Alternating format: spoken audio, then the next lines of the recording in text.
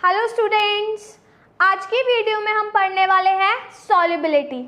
तो गाइस, इस वीडियो में हम देखेंगे कि सॉल्युबिलिटी क्या होती है और कौन कौन से फैक्टर्स हैं जो सॉल्युबिलिटी को इफेक्ट करते हैं, और इसके साथ हम देखेंगे कि टेम्परेचर और प्रेशर का क्या इफेक्ट होता है सॉल्युबिलिटी पर, और लास्ट में हम कुछ क्वेश्चन सॉल्व करेंगे जो कि सॉल्युबिलिटी से रिलेटेड होंगे।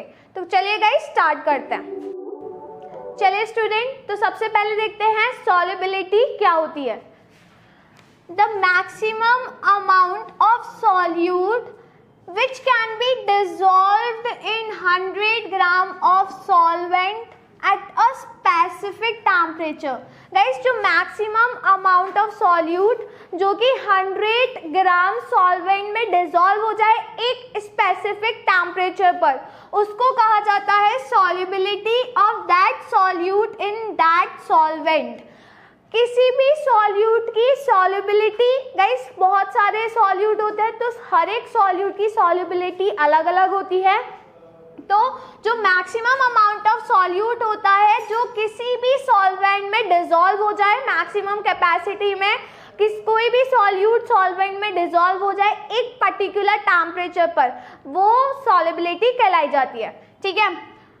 A substance that has negligible solubility, guys वो सब्सटेंस जिनकी solubility बिल्कुल negligible होती है वो सब्सटेंस होते हैं insoluble substance। ठीक है।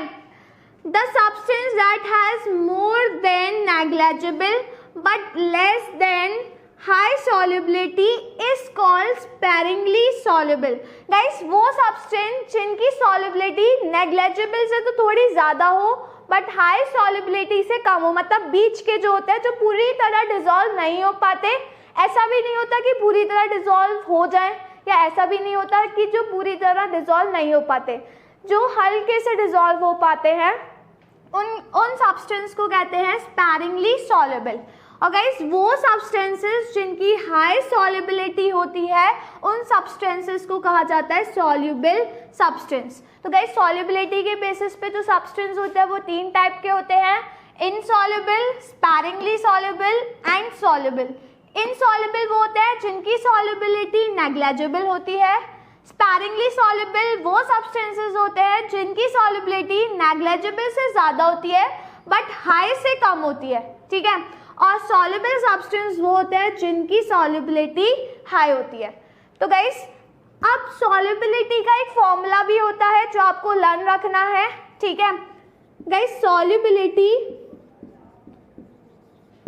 Is equals to mass of solute upon mass of solvent into 100।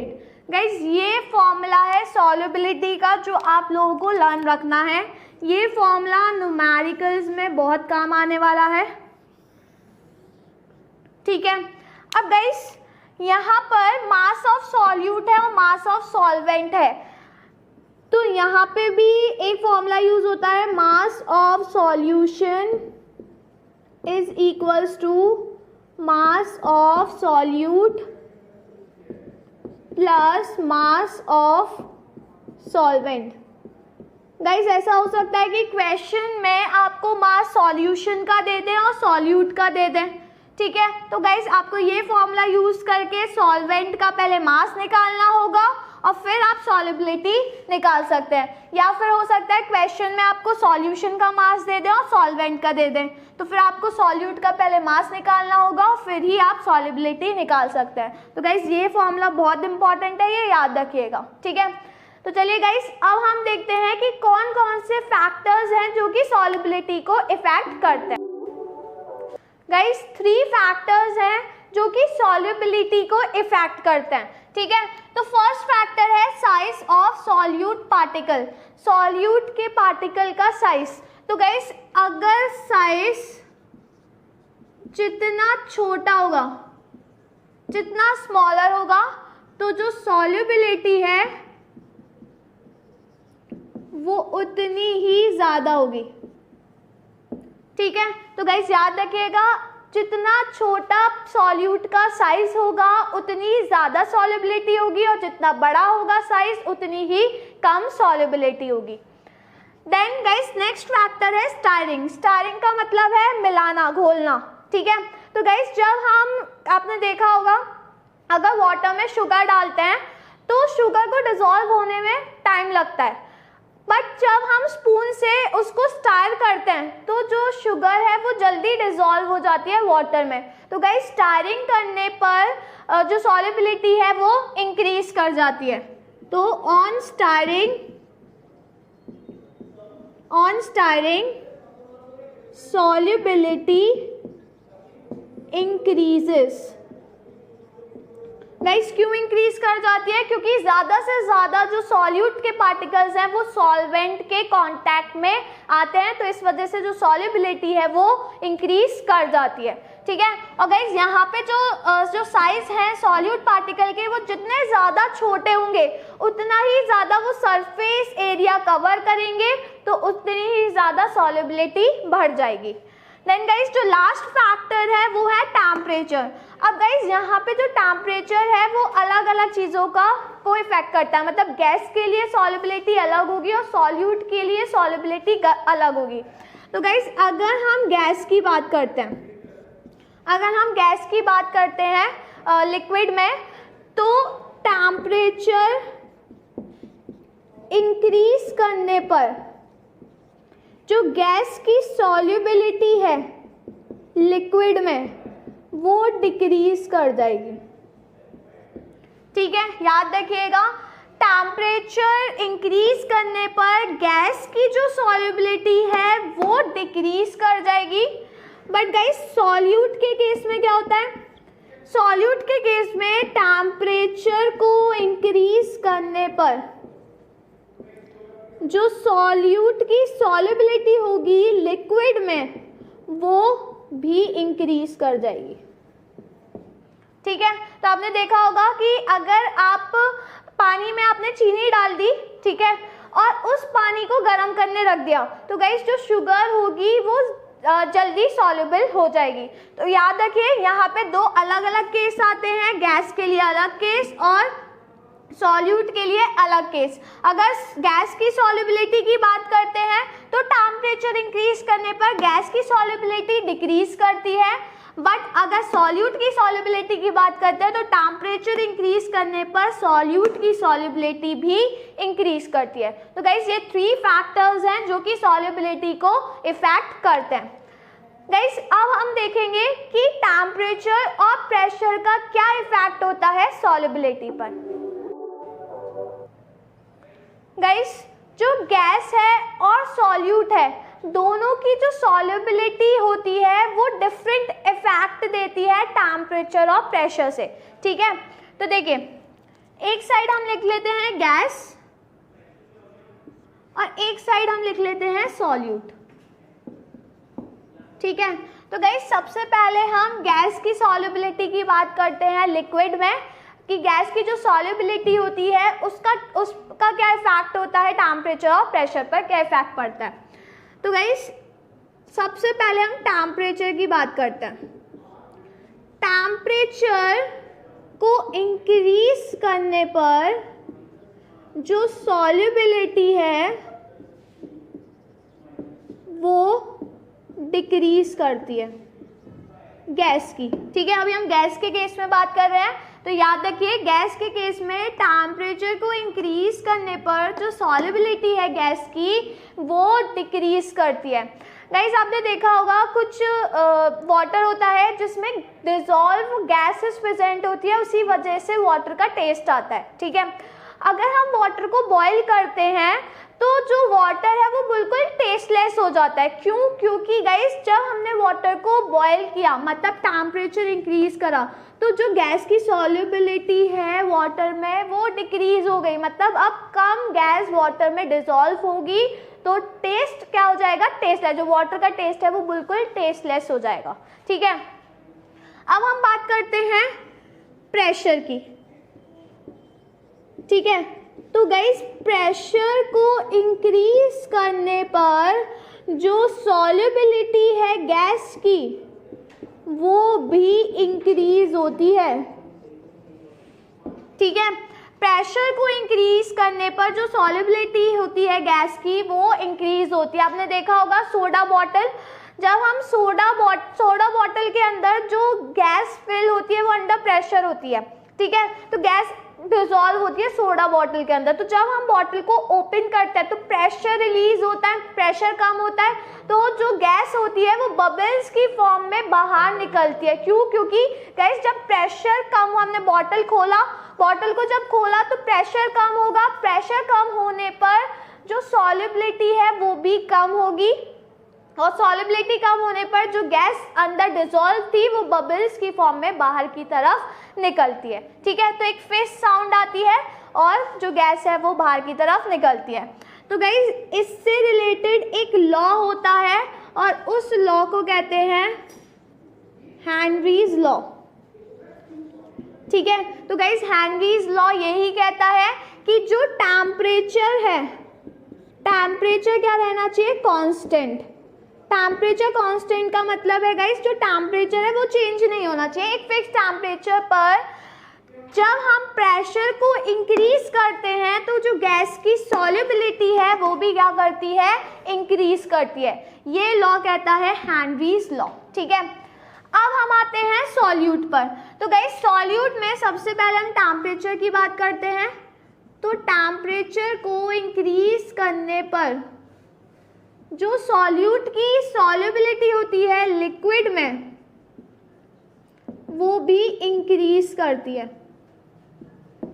ठीक है, और डिक्रीज करने पर डिक्रीज करेगी, मतलब दोनों डायरेक्टली प्रोपोर्शनल होते हैं। अगर हम इंक्रीज कर रहे हैं तो इंक्रीज होगी, और डिक्रीज करेंगे, अगर डिक्रीज करेंगे तो डिक्रीज होगी। ठीक है, अब हम बात करते हैं प्रेशर की। तो गाइस प्रेशर को चाहे हम इंक्रीज कर लें या फिर हम डिक्रीज कर लें, जो सॉल्युबिलिटी है सॉल्यूट की उस पे कोई इफेक्ट नहीं आएगा, रिमेन सेम। और गाइस इसमें भी रिमेन सेम मतलब कोई इफेक्ट नहीं आएगा। प्रेशर इफेक्ट नहीं करता सॉल्यूट की सॉल्युबिलिटी पर, जो सॉल्यूट की सॉल्युबिलिटी है वो सेम ही रहेगी चाहे हम प्रेशर को इंक्रीज कर लें या फिर डिक्रीज कर लें। ठीक है, तो गाइस याद रखिएगा, अगर गैस के केस की बात करते हैं तो टेम्परेचर को इंक्रीज करने पर सॉल्युबिलिटी डिक्रीज होती है, और गाइस अगर हमने टेम्परेचर को डिक्रीज करा तो यहाँ पे सॉल्युबिलिटी इंक्रीज हो जाएगी। ठीक है, अगर हम टेम्परेचर को डिक्रीज कर रहे हैं तो सॉल्युबिलिटी क्या हो जाएगी? इंक्रीज। और गाइस यहाँ पे अगर प्रेशर की बात करें तो प्रेशर को इंक्रीज करने पर सॉल्युबिलिटी इंक्रीज करती है, और गाइस अगर हम प्रेशर को डिक्रीज करते हैं तो भी सॉल्युबिलिटी क्या करेगी? डिक्रीज। क्यों? क्योंकि डायरेक्टली प्रोपोर्शनल है। ठीक है, तो इसको ऐसे साइन से लर्न कर लीजिएगा कि अगर हम टेम्परेचर को इंक्रीज करते हैं तो जो सॉल्युबिलिटी है वो डिक्रीज करती है, और टेम्परेचर को डिक्रीज करने पर सॉल्युबिलिटी इंक्रीज करती है। प्रेशर के केस में दोनों में इंक्रीज हो रहा है। प्रेशर बढ़ा रहे हैं तो सॉल्युबिलिटी इंक्रीज करेगी, और अगर हम प्रेशर को कम कर रहे हैं तो सॉल्युबिलिटी भी डिक्रीज होगी। और गाइस सॉल्यूट के केस में टेम्परेचर को इंक्रीज करने पर सॉल्युबिलिटी भी इंक्रीज करती है, और टेम्परेचर को डिक्रीज करने पर सॉल्युबिलिटी डिक्रीज होती है। बट प्रेशर को चाहे हम इंक्रीज कर लें चाहे हम डिक्रीज कर लें, इस पे कोई भी इफेक्ट नहीं आता। ठीक है, कोई भी इफेक्ट नहीं होता, जो सॉल्युबिलिटी है वो सेम रहती है। तो गाइस ये हो गया effect of temperature and pressure on solubility. चलिए गाइस अब हम एक क्वेश्चन सॉल्व करते हैं जो कि सॉल्युबिलिटी से रिलेटेड होगा। ठीक है, तो गाइस क्वेश्चन है 12 gram of potassium sulphate dissolves in 75 gram of water eight 60 degree Celsius. Guys यहाँ पे हमें मास दिया हुआ है, mass of potassium sulphate guys, जो 12 ग्राम पोटाशियम सल्फेट है उसको हमने डिसॉल्व करा है 75 ग्राम ऑफ वाटर में। तो गाइस यहाँ पे हमें मास ऑफ सॉल्यूट दिया है, क्योंकि जो पोटाशियम सल्फेट है वो क्या है, सॉल्यूट। ठीक है, पोटाशियम सल्फेट सॉल्यूट है, क्योंकि जो कम वाला होता है वो सॉल्यूट होता है और जो ज्यादा होता है वो सॉल्वेंट होता है। तो गाइस यहाँ पे पोटाशियम सल्फेट सॉल्यूट है, तो इसका जो मास दिया हुआ है वो हमें दिया हुआ है 12 ग्राम। और गाइस हमें मास दिया है सॉल्वेंट का, क्योंकि यहाँ पे वाटर में डिसॉल्व कर रहे हैं तो वाटर क्या हो गया, सॉल्वेंट। गाइस वाटर का यहाँ पे हमें मास दिया हुआ है 75 ग्राम। ठीक है, और हम डिसॉल्व कर रहे हैं कितने टेम्परेचर पर, 60 डिग्री सेल्सियस। तो गाइस हमें बताना है what is it solubility in water at that temperature. हमें सॉल्युबिलिटी निकालनी है। तो गाइस सॉल्युबिलिटी का फॉर्मूला होता है, solubility is equals to mass of solute upon mass of solvent into 100। तो गाइज ये होता है सॉल्युबिलिटी का formula. Mass of solute, guys solute का मास कितना है 12 upon mass of solvent, solvent का मास है 75 इंटू 100 कर देंगे। ठीक है, तो गाइज इसको हम 3 से कट करते हैं, तो ये 3 से जाएगा 4 टाइम्स, ये 3 से जाएगा 2 1 5 टाइम्स। ठीक है, और गाइज देन 25 और 100 चले जाएंगे कितने टाइम्स, 4 टाइम्स। तो गाइज जो सॉल्युबिलिटी आएगी वो कितनी आएगी, 16 आएगी। तो गाइज जो सॉल्युबिलिटी आई वो कितनी आई, 16।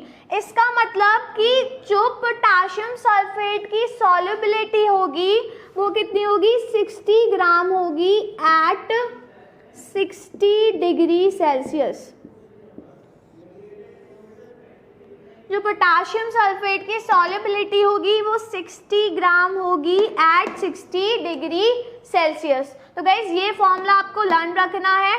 ठीक है, जब तक ये फॉर्मूला आपको लर्न नहीं होगा तो आप न्यूमेरिकल सॉल्व नहीं कर पाएंगे, तो ये फॉर्मूला आप लर्न रखेंगे। ठीक है, तो गाइज मैं आपको 2 क्वेश्चन देती हूँ, उन दोनों क्वेश्चन को आपको सॉल्व करना है। तो गाइज ये हैं 2 क्वेश्चन जो आप लोगों को सॉल्व करने हैं। ठीक है, फर्स्ट क्वेश्चन है 12 gram of a saturated solution of potassium chloride at 20 degree Celsius when evaporated to dryness leave a solid residue of 3 gram. Calculate the solubility of potassium chloride. Guys इस question में आपको potassium chloride की solubility निकालनी है। अब आपको पता करना है इस क्वेश्चन में कि जो मास दिया हुआ है वो किस किस का दिया है, मास सॉल्यूशन का दिया हुआ है या फिर मास सॉल्यूट का दिया है या फिर मास सॉल्वेंट का दिया है। तो ये आप लोगों को पता करना है इस क्वेश्चन में। ठीक है, देन गाइस सेकंड क्वेश्चन है 21.5 gram of sodium chloride dissolves in 60 gram of water at 25 degree Celsius. तो calculate the solubility of sodium chloride in water at that temperature. तो गाइस इसमें भी आपको सॉल्युबिलिटी निकालनी है सोडियम क्लोराइड की। तो आपको पता करना है ये जो मास दिए हुए हैं ये किसके मास है, सॉल्यूशन के, सॉल्वेंट के या फिर सॉल्यूट के। ठीक है, तो गाइस ये 2 क्वेश्चन आपको सॉल्व करने हैं, इसके आंसर आप मुझे कमेंट बॉक्स में सेंड करेंगे। ठीक है, तो गाइस अब मैं आपसे मिलती हूँ नेक्स्ट वीडियो में एक नए टॉपिक के साथ। तो तब तक के लिए गुड बाय।